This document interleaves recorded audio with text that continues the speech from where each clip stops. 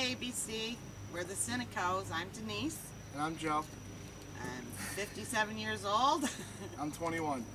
The reason we're asking you here today is because, well, you'll see very shortly, and this is part of the issue that we're having here at the Sinicos house. What is unique about our family is that we've run a cat rescue from our home for the town of Westfield, which is where we live.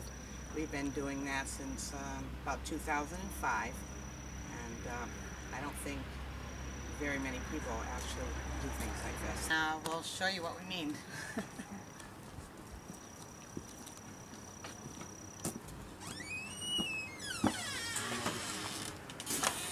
Well, this used to be our, and still is, our front porch, and this is where we actually do our adoptions on a few days a week. People come in here, and I have this beautiful desk here.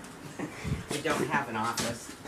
And then this used to be the garage that used to house our cars, but we no longer have or can fit cars in here. Now, as you can see, all the cats that we rescue in our town are all right here in cages, and we have volunteers that come to help us every day, morning and night. We pretty much operate 24/7, so that doesn't leave me much time to paint walls or fix floors or things like that. So anyway, we adopt out and take in about 1,000 cats a year, so as you can imagine, that takes up most of our time. We happened to hear about some kittens getting caught up in some engines during the winter time, and as we investigated it, we found there were all these cats multiplying, and decided that we were going to help our town clean it up in a small way. Since then, it's gotten too big. And through our little front hallway here, we put in another door, which was supposed to have been my office, but it's kitten season right now, so obviously the kittens are now in here. Right now you won't see them in the cages because we've just let them out to play a little while ago. So now they're running around inside my living room. And I'm not a hoarder because they all get homes. We adopt them all out. This is my living room.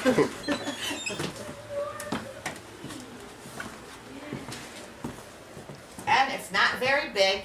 And as you can see, nothing really matches very well in here.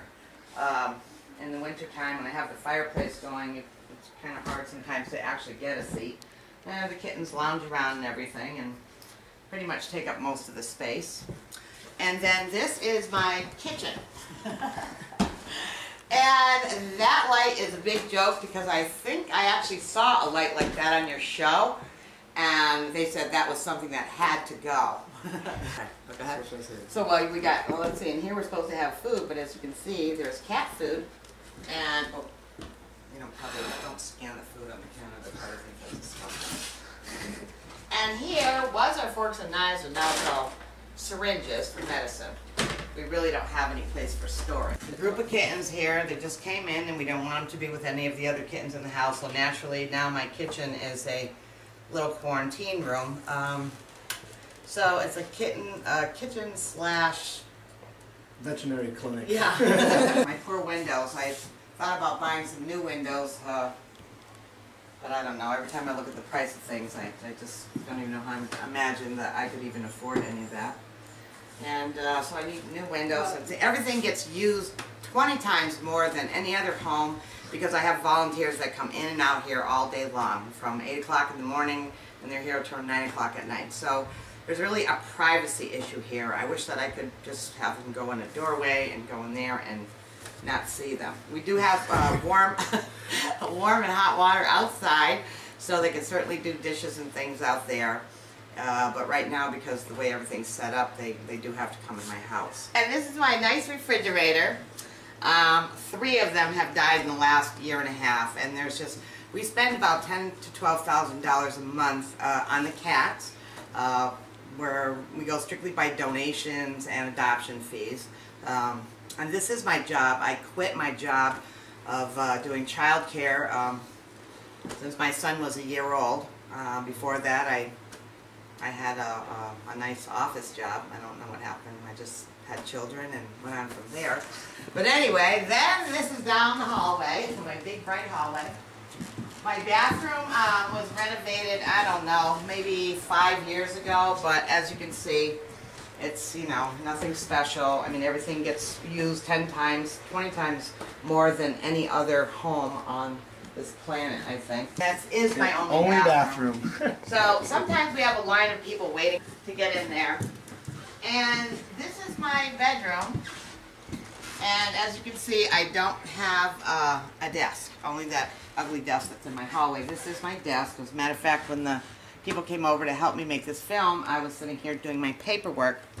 And I've been trying to do that since this afternoon with 5 or 6 little kittens running all over the place. So I really don't have any privacy in my room either. And the last 2 rooms I have,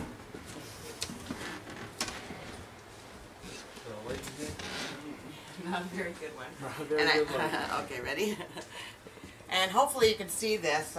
None of the rooms have lights in the ceiling. I guess the house was built that way. This used to be my daughter's bedroom since she has moved out years ago.